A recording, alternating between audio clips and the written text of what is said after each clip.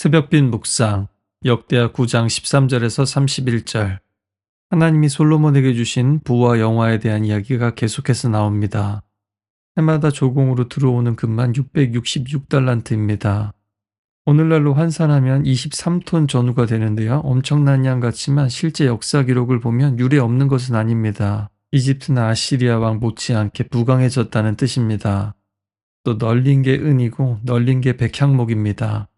해마다 금과 은과 향료와 짐승을 실어옵니다.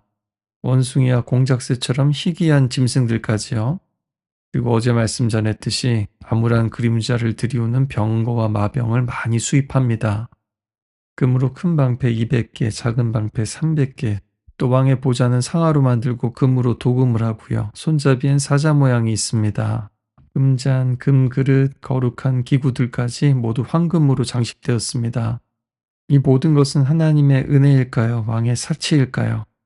역대기는 하나님께서 포로에서 돌아온 자들에게 환기시키는 역사라고 했습니다.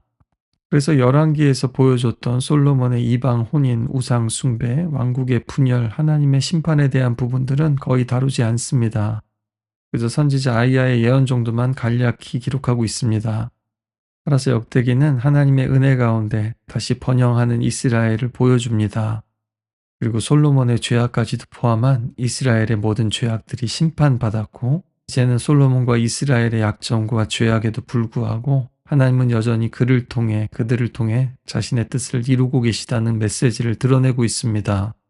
단지 솔로몬의 부와 영광을 자랑하고 자부심을 주려는 것이 아니라 지혜를 구하였던 솔로몬에게 하나님이 부와 영광을 약속하셨던 것처럼 그대로 그 약속을 지키셨음을 보여주는 겁니다. 그리고 그들도 그 약속을 붙들라고요. 그러나 그들에게 여전히 왕은 없었습니다. 여전히 제국의 위협과 압제 속에 있었습니다. 따라서 솔로몬의 영광은 다시 돌아온 포로 공동체에게 메시아를 기대하게 하는 소망이었습니다. 인간의 통치는 임시적이고 유한하지만 하나님의 통치는 영원하기 때문입니다. 또한 이 말씀을 읽는 우리들도 단순히 솔로몬을 모방해서는 안 됩니다. 왜냐하면 우리 예수님께서는 모든 부와 영광을 가지셨지만 그것을 붙잡고 계시지 않고 우리를 위해 비우셨습니다. 이 땅에 오셔서 가난하게 되심으로 우리를 영원히 부요하게 하셨습니다. 그들이 기다렸던 하나님의 나라는 이미 이 땅 가운데 임했습니다. 그리고 그 약속이 여전히 교회 가운데 우리 성도들 가운데 있습니다. 우리는 이 세상 임금들이 아니라 하늘에 있는 보좌를 바라보며 살아가는 사람들이고 공동체입니다. 우리는 솔로몬의 지혜와 믿음은 본받아야 되겠지만 결국에는 오직 진정한 왕이신 예수님을 닮아가야 합니다. 오늘날 교회가 추구해야 될 영광은 부와 영화가 아니죠. 은혜와 진리, 그리고 정의와 공평, 그리고 환대와 긍휼입니다. 또 그리스도인들에게 각자 주신 분복이 다릅니다. 각자에게 주신 권세와 부와 지식과 관계들은 다 다를 수 있습니다. 그러나 동일한 것은 우리가 다 하나님의 청직이라는 것입니다. 크든지 작든지 우리에게 주신 모든 것은 하나님의 나라와 그 의를 위한 도구일 뿐입니다. 또 나와 이웃을 위해 하나님의 방식대로 사용하고 누리는 겁니다. 솔로몬은 세상의 모든 왕보다 부와 지혜가 뛰어났습니다.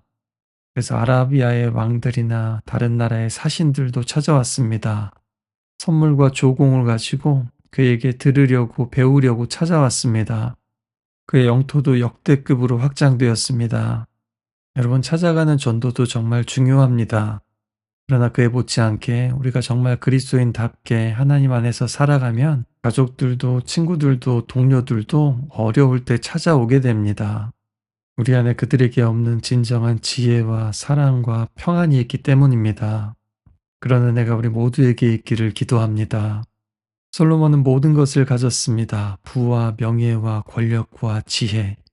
그리고 그의 삶을 더욱더 입체적으로 보기 위해서는 다른 역사책도 꼭 보라고 말합니다. 그리고 40년 동안 왕으로 통치한 후에 그는 그의 조상들에게로 돌아가고 다윗성에 장사되었습니다. 그리고 그의 뒤를 이어 그의 아들 르호보암이 왕이 됩니다. 솔로몬처럼 천하를 호령하던 왕, 화려한 인생도 결국 이렇게 요약이 됩니다. 여러분, 박물관이나 유적지에 가면 얼마나 길게 설명을 합니까? 사이즈가 얼마고 얼마나 오래되었고 재산이 얼마나 많았는지 또 얼마나 위대한 업적을 많이 이루었는지. 그러나 오늘 하나님은 단호하게 말씀하십니다. 내가 보는 것은 사람들이 보는 것과 같지 않다.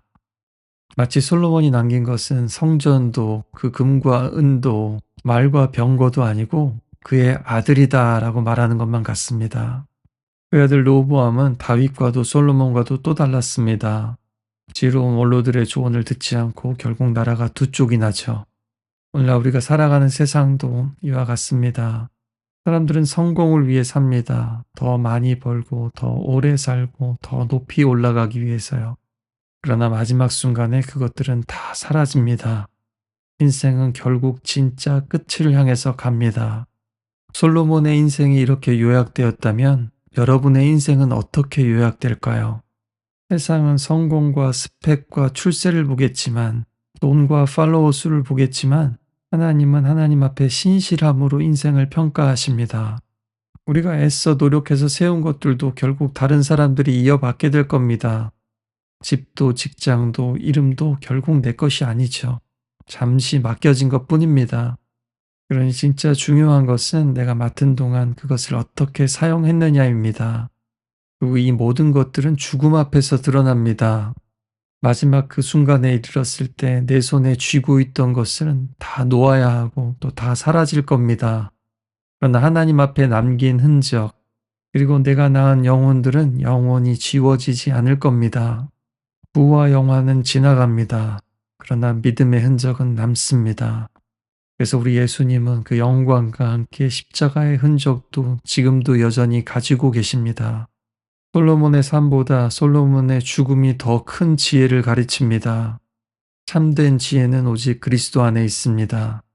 그는 하늘의 부와 영광을 다 가지셨지만 우리의 구원을 위해서 그것을 내려놓으셨습니다. 가장 가난하고 가장 두렵고 가장 처참하고 가장 약하고 가장 바보 같은 그 자리가 우리 예수님의 보좌가 되었습니다. 바로 그 자리에서 하나님 나라와 진짜 승리가 드러났으니까요. 사실 우리는 죽음을 경험할 수 없습니다. 하지만 데리다의 말대로 죽음이야말로 우리 삶의 윤곽을 그려줍니다. 특히 타자의 죽음은 먼저 다가오는 죽음이라고 했습니다. 내가 직접 경험할 수 없는 죽음보다 다른 이의 죽음이 더 먼저 우리 삶의 윤곽을 드러낸다는 겁니다. 오늘 솔로몬의 삶과 죽음을 통해서 또 우리 예수님의 삶과 죽음을 통해서 우리 인생의 한계와 그 끝을 볼 수 있기를 바랍니다. 그리고 우리가 더 높아지고 가지고 축적하려고 살고 있는지, 아니면 하나님과 함께 동행하는 흔적을 새기며 살아가고 있는지 그 윤곽을 분명히 볼 수 있기를 바랍니다. 또 우리에게 주신 시간과 몸과 물질과 부와 지식을 성실한 청지기처럼 후회 없이 지혜롭게 잘 사용하게 해달라고 함께 기도합시다.